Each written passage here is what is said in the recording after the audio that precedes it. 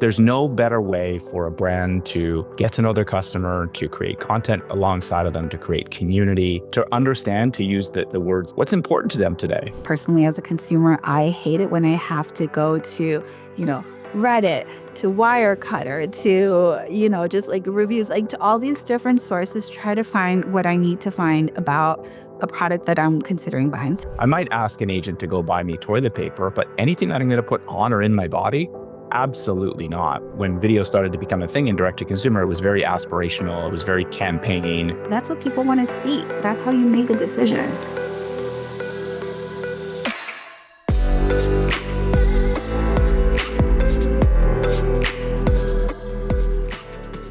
Hi, everyone. Thanks for tuning in to another episode of the Brilliant Commerce Podcast, where I get a chance to sit down with some of the brightest minds in commerce and unpack the secrets behind some of the industry's most iconic or next to be iconic brands. Today, I'm thrilled to be joined by Tina Gu, who is CFO and Head of Digital Growth at Sarah Creal Beauty. Tina, welcome to the pod. Thank you. I'm really excited to be here. This is my first podcast, so hopefully people are interested in what I have to say. Well, I for one, very interested in what you have to say. And if our warm-up was any indication, I think we're going to have a really good conversation here. Let's start with some easy questions. Where am I finding you today? Obviously, you're working, looks like a home office, but where is home for you? Yeah, so I work remotely. Our headquarters are based in New York, but I'm able to work remotely. I am in a suburb called Highlands Ranch, south of Denver. It is like the full suburban experience. We got like a huge house, white picket fence, 3 kids, 2 dogs. Like I grew up in New York, so I never experienced this in my childhood, but this is like amazing. Yeah, it's hard. Huh? Like I was in New York for 6 years with a young family. And then when I moved, I never thought I would not live in a city. Mm. And then the first time I moved outside of a city and had a little bit of space, I was like, this is actually quite nice. And I think as your family gets bigger and maybe the number of pets you have expand, trying to cram that all into a New York City apartment or a Brooklyn apartment in my case is tricky. Yeah, honestly, I don't know how my parents did it. Like I grew up in Queens in a small 2-bedroom apartment. It was like on the first floor of an apartment building surrounded by concrete. It's just such like a different lifestyle. I also thought I would never, not live in a city. Actually, for the longest time, thought I would never leave New York. But it's just how life changes, and as you grow, the things that you value change, and that just leads you in different directions. Yeah, and the industry we work in evolves an awful lot too. I mean, the thought of not being in an office with my colleagues was also, 10 years ago, quite foreign. I would be like, I'm going to work from home this one day, and that felt like this weird exception. And now, I don't know if you feel the same way, but it's completely flipped. It's like, I go to New York once a month. We still have a good sized team that is there. And we sort of celebrate getting everyone together in one place that feels unique. Whereas, more often than not, we're working from home or co-working spaces in our respective cities. It's really, I find it fascinating how quickly it's changed. Yeah, and I really actually appreciate it. So I was at Meta during the pandemic when Mark Zuckerberg was doing this big push for remote work, and that's how actually we were able to end up in Denver. But I think now there's almost like a pullback from a lot of companies, especially larger companies, to have people more in office. My husband has been looking for a remote job for over a year now, and it's been really hard because he also works in the crypto space, and gosh, crypto tanked and now it's at an all-time high again with Bitcoin. And so you really see these ebbs and flows in, small companies with more openness to remote work versus like recruiting, at larger companies that might be less flexible. I think for me, I was lucky to have had this prior relationship with Sarah when I worked with her at Estee Lauder, that she valued my experience enough to let me be remote. We also have another team member that's remote, so it is nice that I'm not the only one. But I think for me, the perfect balance would be, as you're describing, right? Something, where people have the flexibility to live where they need to, and then you get together periodically for team events as needed. Yep. You hit the nail on the head. That's exactly how I think about team building now. I just wrote down on my notes here, like I want to come back to recruiting and team building and how you and Sarah ultimately thinking about that. But let maybe start with your background a little bit. So even in that little exchange there, I heard Meta and I heard Estee Lauder. That's a pretty fascinating place. And so as I did a little bit of LinkedIn stalking, you went from banking to beauty to tech and sort of back to beauty. So maybe in 3 minutes or less, like yeah, tell the audience like your origin story because I think it's absolutely fascinating.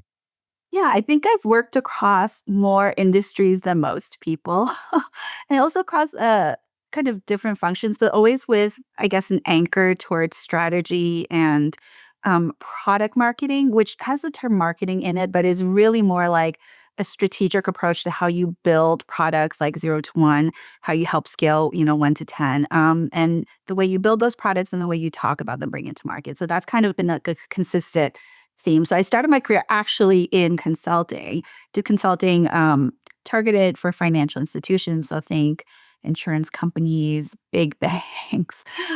Went to business school because honestly, I wasn't happy with consulting and had no idea what to do next. I thought business school might help me. It didn't. And I just ended up kind of going into investment banking because the school I went to was Chicago and investment banking is like kind of the top job that people take coming out. So I kind of, again, went with the crowd. Yeah, went into investment banking. I was focused on the tech sector, worked at Barclays for, gosh, it was just literally I hit the year and I was like, I cannot do this anymore. It was a grind and also it just wasn't very interesting. Both consulting and banking, you're advising, you're kind of coming at it externally, but you're really not helping build anything. But I do think what was really valuable from those experiences is that it kind of develop my foundation of skills with regards to analytics, with regards to kind of strategic thinking and the way that I approach problems and problem solve, the way that I can break down, complex issues into a clear executable plan. Those were things that, I learned in the first 5 years of my career and have served me extremely well since then. So, once I realized that banking was not it for me, it was very much, well, what does excite me? What should I do?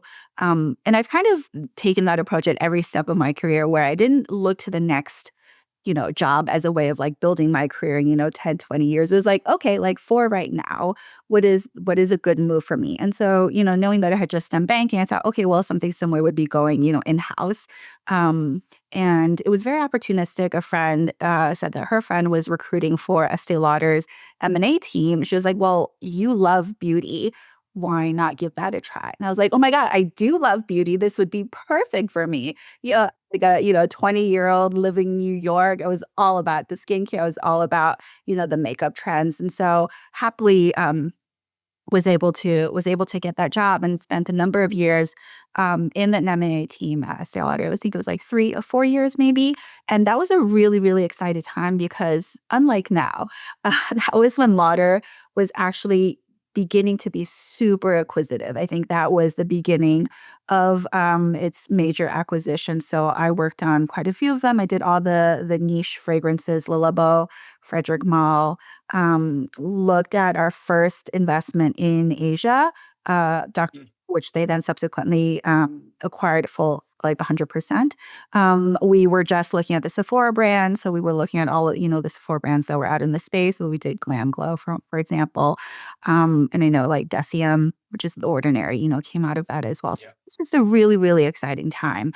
But again, kind of after 4 years of doing M&A, where you're looking at these brands, bringing them in house, but then not really doing anything to grow them after, I thought I want to change and actually help run a brand. And so that's when I pivoted internally at Lauder to be head of global marketing for Sarah. So Sarah Creal, now the brand that I work with for Sarah. So she was at the time leading a small team in Lauder, working on just buzzy collections. So we did a exclusive launch with Sephora for a small collection. We did the Victoria Beckham collection under Estee Lauder, which blew out, globally and was huge. So that was just really exciting.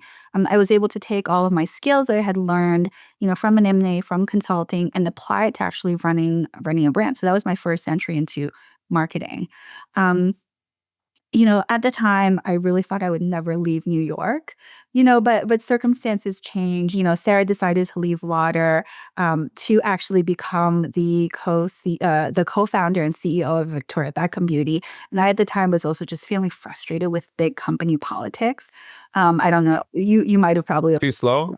Was that the thing? Like you could, I mean, I'm just curious. Like some people thrive in those politics, but what was it for you? Was it Yeah, you wanted to operate, or it was just a bit too slow?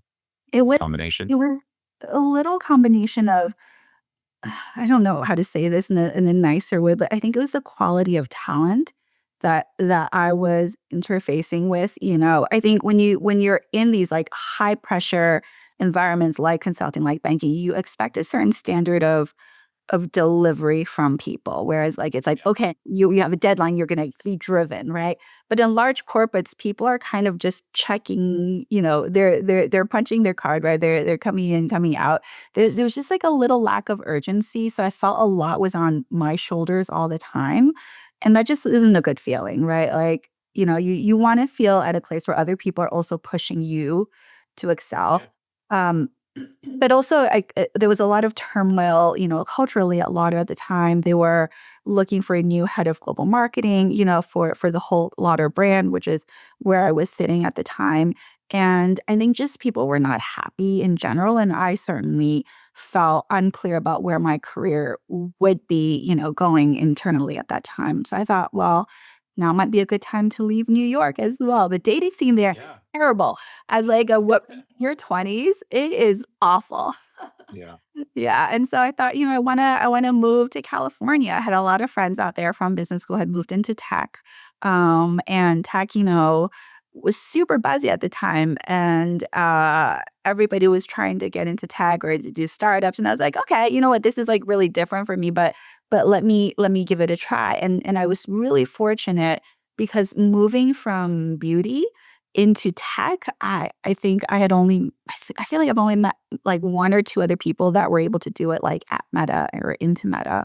But thankfully, I made the jump and I actually went first to Electronic Arts. Um, Yeah. Saw that. Big company. I think most people know like, FIFA, Yeah. the biggest title. And that was because I was super passionate about gaming in my teens. And so I've been really lucky to work in these industries where I had a lot of personal passion for. So that was how I actually got the job because I was able to talk gaming, I was able to talk consumer behavior. So even though I had not worked in it before as a consumer of it, I understood. And so I got a role in the marketing team under the office of the CMO. And so that was really exciting. From there, I was actually recruited into Meta because they were building out their teaming function, gaming function. Um, and so I went into Meta as a product marketer. Again, product marketing here meaning much more about like strategic how you build products and how you talk about them versus like actually doing the launches and like the PR and digital activations. And so again, like linking to that strategic aspect of my career, spent 4 years at Meta. First was in the gaming team, then actually jumped into a leadership position, product marketing lead, for our business tool, so Meta Business Suite, which I actually use now, at Sarah Creal Beauty when I need to like check my ad stuff. I log into that. It's Meta Business Suite is meant to be kind of Meta's MarTech tool to interact with all the whole family of apps. I feel like I'm doing my marketing really, where you could like post, Yeah. track your advertising. You could, really do a lot with your content and manage your thing there. So that was actually really interesting for me from understanding more digital marketing and how people approach it because you have to get into the user mindset, right? So I think that was my first foray really into touching digital marketing and what that means and the metrics that people look at and how you would grow, because we were targeting both businesses and creators. So how you would help them grow their ecosystem, on Meta. Unfortunately, it was impacted by the layoffs, but still is a great experience. I loved how fast-paced Meta was, and as I mentioned, during the pandemic, it allowed me to move to Denver. Um, Mhm. so I was at Denver at the time, and Sarah actually called me. She said that she had left Victoria Beckham. She was thinking about, doing a couple. She was exploring a couple of different avenues, and at the time, I think I was either had just had my second child or maybe was already pregnant with my third, and I got the 3 kids. And I was really excited by what she was building, but for me, I couldn't commit to, joining something that was just so early stage and so risky. So, really kept in touch with her, really supportive of what she was doing, offered my help consulting, anything that she needed, but couldn't sign on for the riskiness of the startup at the time. And so I actually went to a climate tech company in Meta for a brief year before I actually joined, Sarah full time when she had the brand, a bit more fleshed out, fulsome, and ready to launch, and was like just about to launch. So now I've been full time with Sarah for more than 6 months, like somewhere like 8, 10 months. And Okay. it's just been a whirlwind. I do Yeah. finance. 8 months in startup can feel Yeah, like it 10 feels years. like 5 years. It really does. I do finance, so, like, all the planning, the books, all of that. I'm an ad hoc HR person, so benefits policy, travel policy, people, with HR issues, payroll. Yeah. I'm ad hoc IT, so I do, like, all of our, systems like Adobe, Yeah. for Google, and then I've just recently taken on, growth. And so now I own our .com and I own all of our paid spend, which we work with a great agency on. So that's kind of where I am today. Wow. I mean, it's pretty fascinating. I think the through line is always though that you're operating in a strategic capacity in an industry that you're passionate about, whether it's beauty or whether it's gaming. And then there's like it seems like there was that component of it at Meta that's pretty fantastic. I think it obviously sort of sets you up well for this next chapter at Sarah. Speaking of which, like I know a little bit about the brand, and I've learned more over the last couple of weeks. But what was Sarah's motivation for starting her own beauty brand? Yeah, tell us a little bit more about Sarah Creal Beauty. Yeah, absolutely. So Sarah's one of the preeminent product developers in the industry. She's had a long career at Estee Lauder, where she was head of product development at Bobby, then head of marketing at Bobby, and then did all these like amazing luxury brand collaborations. She helped launch Aaron Lauder's line. So she is an incredible name in the business, but she's really not well known to others. I think throughout her career, she's found that she's been developing products not for herself, but for, younger consumer. Most beauty brands, right, tend to target this sweet spot of like 25 to 35. That's where you see all the advertising. That's where you see, all the buzz. But I'm just, paraphrasing what she's told me, but as she's been getting older, she just had this realization of like, why is nobody talking to me? And so for Yeah. her, creating this brand really was a personal passion and a mission. It's like mission based to help create something that's exclusively developed and marketed to women over 40. And I just turned 40 last November. So this is also like near and dear to my heart. I do feel changes in my skin, and I don't feel like the traditional brands that I used work for me anymore because I'm using, heavier moisturizers, or my skin is just changing. I'm doing different, prescription treatments on my skin as well. And so I think she really saw this gap in the market where certainly, there are brands that women 40 plus buy from, right? But Yep. they're not formulated exclusively for them. And you don't really see models. You don't really see the impact on the skin on somebody like that is your age range. And so it all just feels a little bit, alien, a little bit like kind of you're also, having to really fight to find what would work for you because all the reviews are from, 20 somethings. And so that's where the brand came from. And I think what I really love about it, it is such a distinct and strong point of view. There was a time, earlier on when I said, "Hey, we have influencers, talking about us. They're younger influencers. Are we sure that we want to keep leaning into 40 plus? We could capture, right, more sales if we don't." And, Sarah and Jill, who is our other co-founder and our CMO, they were like, "Absolutely not. We stand for what we stand for."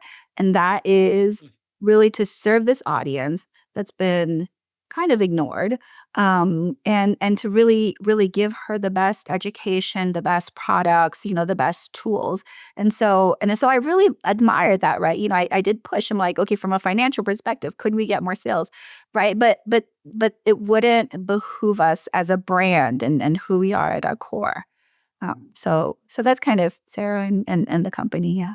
We sell NASCAR, our website, sarahcrealbeauty.com. And we're also exclusive with Sephora in the US, and we're in about 44 Sephora doors across the country.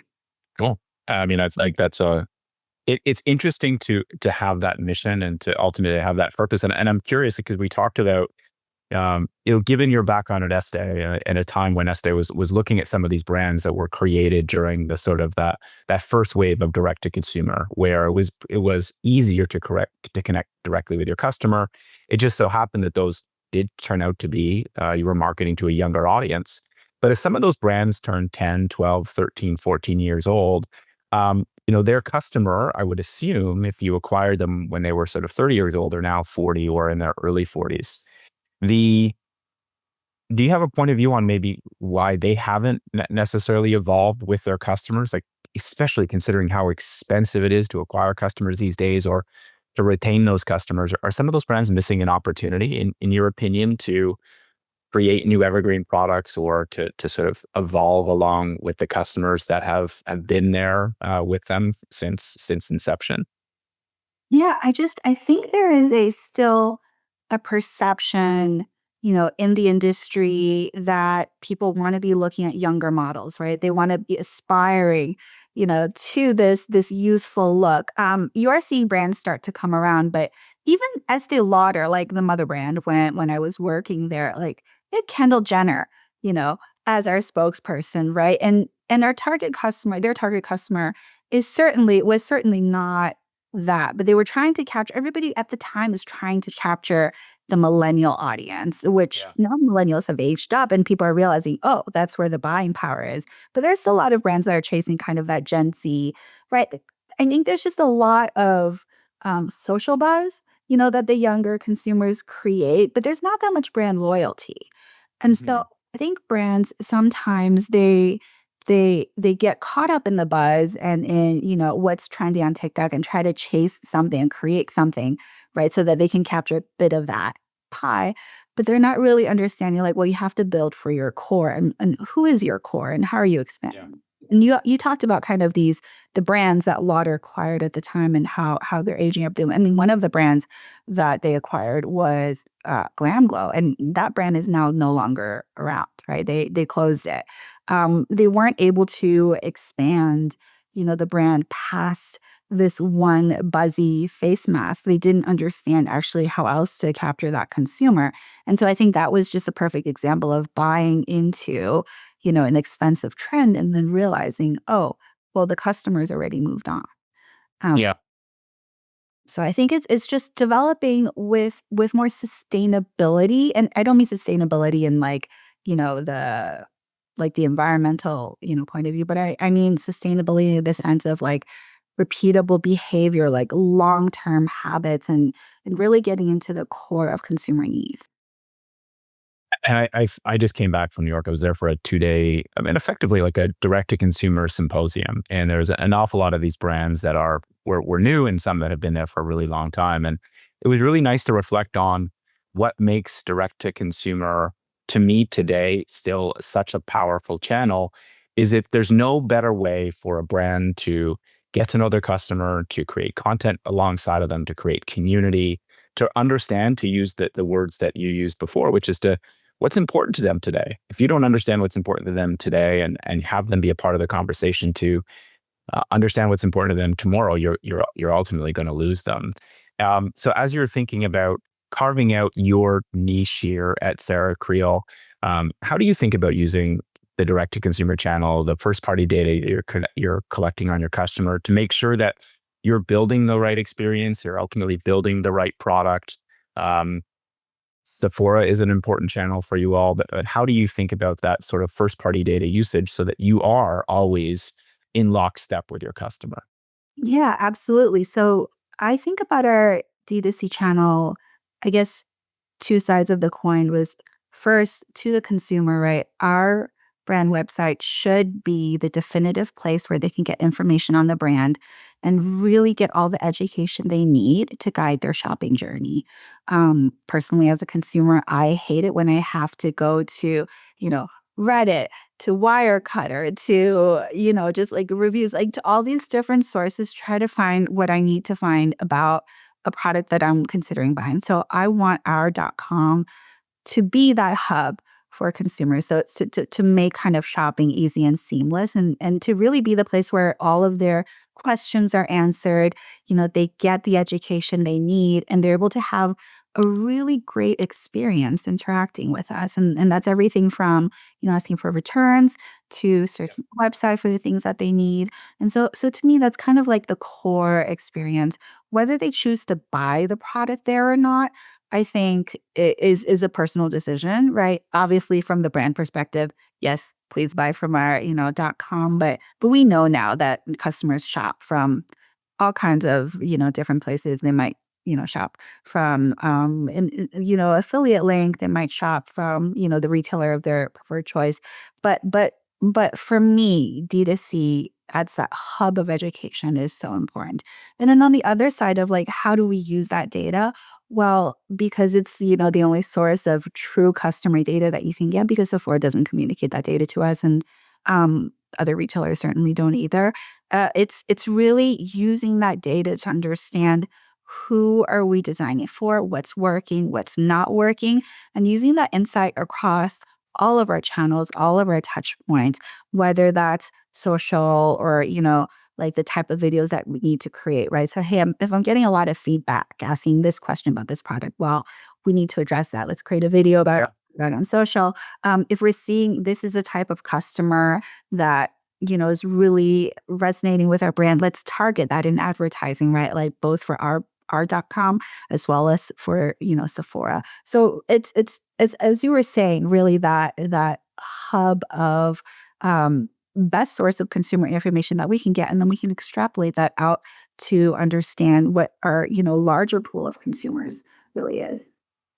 Yeah, I think that's great. I think it's absolutely vital that you focus on that, and that you leverage that currency that your customer is trusting you with in the form of data to be able to make sure that you're making the experiences um, more impactful, that you're making the product as great as it can be. I mean, you said easy and seamless. I think one of the great things about commerce today is that's largely become table stakes unless you really screw it up.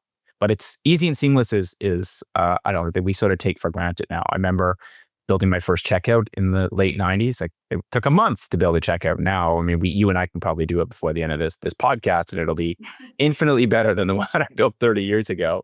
But everything else that you talked about, that creating that really great experience, that's not table stakes. And I think that does require thoughtfulness, that requires someone who is visionary, that knows like what product their customers may want, but is willing to bring them in to the conversation to sort of help shape that's the final product. So you really feel like you're ultimately a part of something. So I think it's interesting to hear how you're using that today. I wish more people thought that way.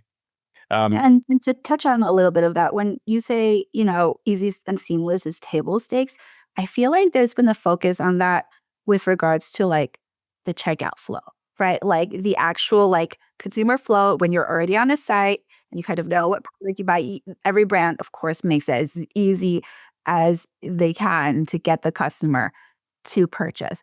But for me, as a consumer as well, like I really struggle with having an easy and seamless process of picking what product to buy.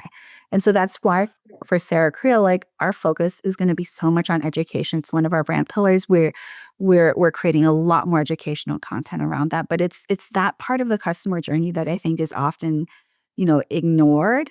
Or just it's hard to do, right? Because right now it's just like a wealth of information, as I mentioned, like all these different channels where people do research and you hear different things.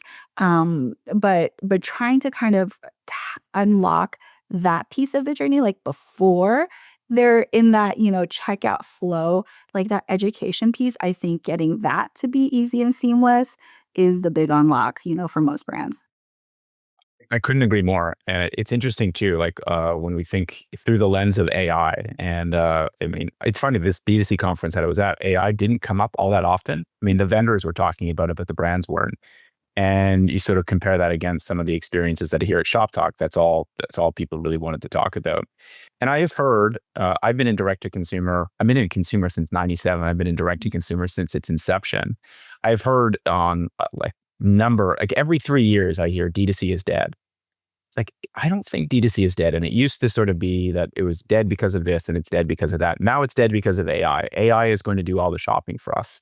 And actually, I don't think that that's necessarily true. And what you just talked about in terms of the discovery process, the educational process, the bringing the customer in to the journey and introducing them to the brand, that doesn't happen with AI. Like, I'm not going to go and deploy a series of agents to go and buy the things that I love to buy for myself. I might ask an agent to go buy me toilet paper, but anything that I'm going to put on or in my body, absolutely not. And I think that I personally think that the brands that are going to grow the right way and with an audience that is going to stick with them for the longest time are going to be the ones that don't forget that might use AI internally to be more efficient, but that ultimately understand the importance of like real connection. You know, if you think about how long shopping has been around, I don't know about you, but I'm a consumer. I love to shop and I love to like meet new brands or experience the products, new products that brands that I already love are releasing, because I was like, geez, they know what I needed. And that's sort of fun.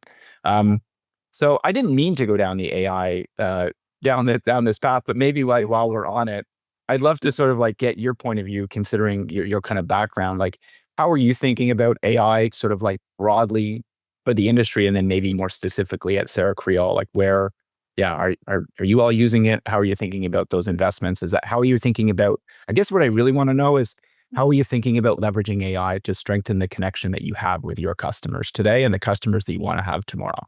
Yeah, I think that's a really great question. It's something that I'm finding difficult to wrap my head around because AI has all this great promise, and you're seeing it, in day to day usage, right? Like when you Google something now, the first thing that pops is that AI description. Like, oh, great, then I don't have to do, more research. But I think what we're finding is in a lot of companies have been pitching us right on AI tools and capabilities like image generation, for example, is an area where a lot of creative companies are saying, hey, you can now easily do stuff without models. But when you look at it, the quality still is not at a good place where you can, yeah, where you can use it, right? Or even AI for customer service. Like we right now answer every ticket. It's either me answering it or because my director of ecom and CS is out, but like we're responding to everyone with care and AI just would not be able to do that for us. And so care so much about the customer experience and the customer journey that AI as it is today just doesn't solve that need. And so there's really no place that I could envision us using it that's consumer facing.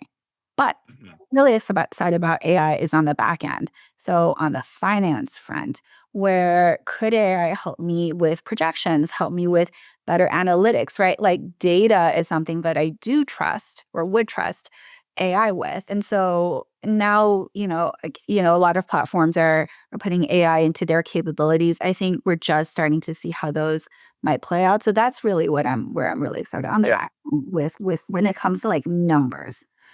I'm with you. Yeah, I think that's a great place to start. And even the CX example, I think, is one where if you, I was at this dinner recently, and there was a representative from the technology team of a very well established beauty brand. And the position that this brand had taken was that they have forbidden their marketing teams to go anywhere near AI because there's no way AI is going to understand the brand or the brand value, brand voice. And I was like, well, have you thought about maybe training the model and maybe giving it some guardrails? And what does that mean? It's like, well, you might be able to sort of like get it 80% of the way there and then give the marketers maybe some superpowers so that they can maybe do a little bit more with a little bit less. But they are ultimately still going to have their hands on the wheel if we think about this sort of like analogy of a self-driving car. And I think the CX example you brought up is an interesting one where if I were running CX today, I'd be loading all of my customer interactions into a model and I'd be training it with my brand's voice. And I'd be okay with it helping me draft something, but I would still want to understand what the customer was asking, and do that last mile myself to make sure that the I'm treating the customer in the way that I would want the brand to treat me. And I don't think we're fully there where it should be autonomous. I don't know if we ever gonna necessarily get there. There's something, the human connection and consumer has been there for me as long as a consumer has been around. And I don't know. I'm not looking forward to a future where it's just a bunch of agents talking to each other, not for the things that matter the most. Yeah, I actually completely agree with you. So, I do I when I say that I respond to every ticket myself, I do use AI sometimes to draft my responses. So, there is an AI component, right? And even when I'm thinking about, brand copy, I have definitely leveraged AI when I'm like, "Okay, how do I describe this ingredient thing that we're featuring in, like, a better way?" So, a lot of AI is infused in my workflow, in our workflow, but as you're saying, right, the end product has to be reviewed by a human. Yeah. So I do think if there were more tools, like, personally, where I could see the training aspect of it and be able to kind of feed that data in, I would love that. But I think just right now, a lot of offerings are coming out, like, prepackaged, right? Like, "Here, you can plug this in, you can use that." And without being able to personally feel like I have a hand in designing that training, it's a little bit hard to kind of say, like, put trust in AI. And so I think maybe it's just like some of the tech companies, the way that are approaching it is a little bit too blunt, right? Yeah. And it needs to have more finesse. I completely agree with that. And I think that there is nuance there. And I sort of rail against this idea of, oh, it's super easy. Takes 5 minutes. Just install this. You're like, well, no, like it's never been easy and it shouldn't take 5 minutes. If it takes 5 minutes, is it really delivering value? It's how do I adopt this? How do I train it?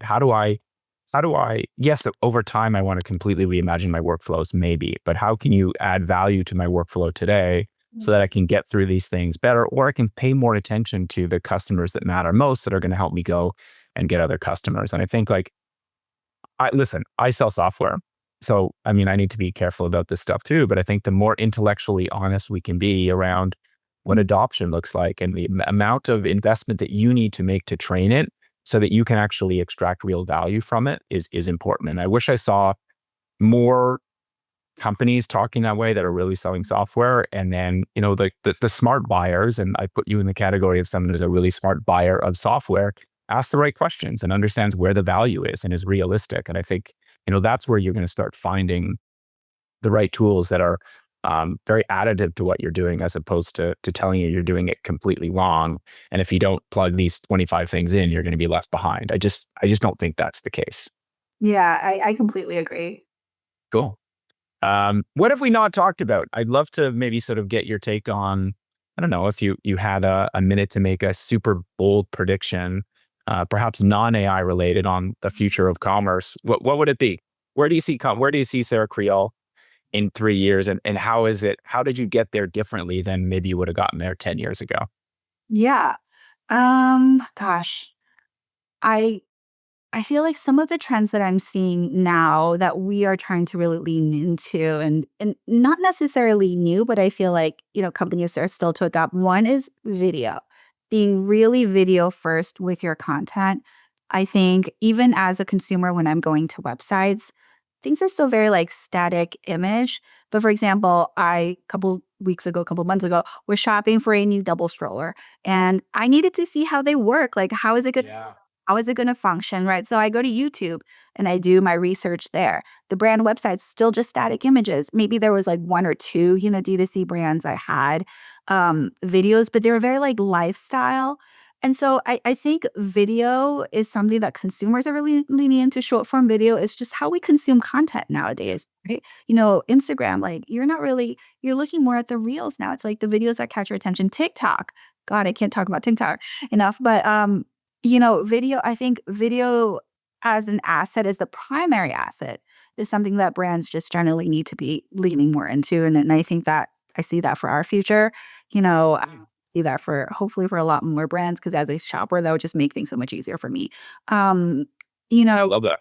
yeah, and then another area that I see is, like, live shopping, and I feel like it's been bubbling out of Asia for a really long Yes. now, but you're really seeing that here now with how fast TikTok Shop is growing. We're not on TikTok Shop, but it's just really interesting to see that as a platform explode and think about, how influencer marketing, video marketing tying directly into sales, that funnel is really interesting and exciting. I wouldn't be surprised if more of that were to happen across different platforms.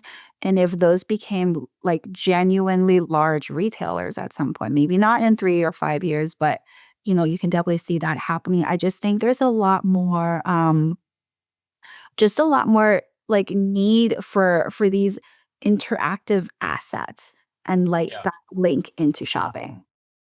Yeah, I mean, I think like so those two things. There's obviously a common thread there. There's the video based consumption here to help the customer ultimately make a decision. So I think like the in when video started to become a thing in direct to consumer, it was very aspirational. It was very campaign, but it wasn't as much as like, well, tell me how the goddamn stroller works. Like Mhm. that's all I want to see. And then I feel it's frustrating for you to have to go to YouTube or go to a bunch of other places to watch a bunch of ads before you actually get to the content. You're like, okay, cool. Then I end up going back to the website. Like that to me, that's a real miss. And so these video based content that is more instructional, I think is really interesting. And perhaps that's what's fueling the trend that we're seeing in live shopping. And you're right, like live shopping, I saw a ton of platforms 5 years ago that made it simple and easy for you to just plug live shopping into your website. I'm not sure that was the right path, but I do see these channels emerging, of course, like everyone else, like TikTok, where that is effectively live shopping. And the type of content that these influencers are showing you is the type of content that you're ultimately looking for, which is like, show me how the stroller works. And now you're like, yeah, in this moment, let me buy it. It remains to be seen if the economics of that channel are ultimately going to work out. But that's how customers like to shop, and so I think we're going to see more investment and more sort of options there. But Yeah, it's talking about, again, making the educational discovery, like, experience, right? The decision-making part more easy and more seamless, and for us, like, our website, I think for almost every product, we have videos of Sarah explaining why she built the product, how to use it, showing it on, like, real like, her skin or, like, real skin, the before and after. That's what people wanna see, right? Because that's how you make a decision. yeah, yeah, it's like I remember people saying like, no one would ever buy beauty online. You gotta try it on your face, and I was like, well, that was wrong. That was not a right take. Like beauty is just a massive category in D2C, and actually maybe we'll end here. Speaking of massive categories, it'd be sort of remiss not to ask you your point of view on the news that broke about the Rhode Beauty acquisition. It was a lot of folks talking about it in New York, and for someone who's been on the M&A side at Estee and is now on the founding team of Sarah Creal Beauty, is this exciting for the industry? Is this a good thing? Does it impact the way that you're thinking about sort of like building some of the fundamentals at the brand that you're at now? Love to get your take on that. Yeah, absolutely. First of all, I think it's great news. Really, there's been just like a dearth of solid M&A in the beauty industry in the past couple of years, and that's because the very acquisitive conglomerates, right, are all struggling with their own fundamentals and their own existing brands. So it's hard for them to be acquisitive. And so, for me, this is great signal of still willingness and eagerness of strategics to come and make purchases. Now, it was really interesting that it was E.L.F. Beauty, a much smaller, quote unquote, strategic, making the purchase, but you can see clearly they're probably feeling margin squeeze, right? And their consumers, being more of like these trend-driven younger consumers having tighter margins, now needing to add on a more luxury brand that appeals to kind of like a bit of an older consumer and has like a different portfolio. So I think it's really exciting to see that, money is still being spent in the industry. I think what is really interesting about Rhoda is, I heard rumors that she was expecting like a 2 billion valuation, but clearly 1 billion is still great. But the way Pretty good. it's structured, I think, 5 times revenue. yeah. That's still nice. Yeah. Yeah, it is still very, very nice. But the way that they structured it as an earn-out, right, was very smart. So at Lauder, when we were doing our acquisitions, we also used that as a tool because your biggest fear, right, when you're buying a brand that is so tied to its founder, right? She's the face of it. She pushes so much of it. Is the fact that, well, they might just, take the money and run and not actually help you build the brand afterwards. So the fact that they structured it as an earn out with like what it sounded like 800, upfront and then 200 potential in the next 3 years is really smart. That then she gets paid for additional growth, and if that growth doesn't come, well, then they don't have to pay her that money. But the way that she's built the brand, or that company has really built the brand, is really great in the fact that it built such a strong connection with its consumers. Because to see a brand that was founded 2022, Yeah. explode, and then already sell in 3 years is shocking. Usually you're looking at 5+ years as your time horizon to sale, right? Because as an acquirer, you want to see a stronger track record. But I think if a brand it feels like it's really got strong consumer fundamentals, then you can certainly take that bet earlier on. And I think that's definitely something that we are trying to do as well, like to build those strong consumer fundamentals, to build that strong connection with our consumers, and have products that are highly repeatable, right? Not driven, really core, really differentiated. Yeah. Yeah, I love that. And so then if I'm to understand the their ability to go and get that 5x multiple that they did, or 4 upfront and 5 with the earnout, is because they had those strong business fundamentals. This isn't a brand that just paid for their growth and it is, hemorrhaging money. Like they're a really good business, and that's how they were able to go and get what I think is a really good multiple in the industry. And I'm with you. Like I think it's a sign of it's a positive sign, and that consumer continues to drive the economy, and that there is interest from strategics for companies that have that great connection with their customer, and have ultimately been built the right way. Yeah, and beauty has always been thought of as a more recession-proof, industry, with Leonard Lauder saying the lipstick index, for example, way back when. And I think that's still true, but it has to be, as I mentioned, like a differentiated enough offering where people are feeling like they can really understand what your brand is all about, and the brand promise, right? You look at the top beauty brands that are out there today. It's Rhode, it's Say, it's Fenty Beauty. They all have these Rare Beauty, very strong points of view, and a very close connection with their consumer. And I think that probably stands out beyond beauty, but definitely beauty, because it feels like such a personal purchase, and it feels like an emotional purchase as well.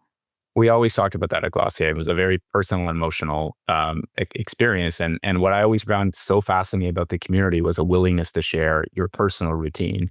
And the more of those routines that were shared like that, the more we were able to ultimately leverage that to grow customers the right way. It is a personal experience, but one that you're willing to share. So definitely an exciting industry. This was a fantastic conversation. Sort of as predicted, we were able to cover an awful lot of ground. Thank you so much for joining me on this. I'd love to have you back on in a future episode. Yeah, I would love to come back. Thank you for having me. My pleasure. All right. I'll talk to you soon.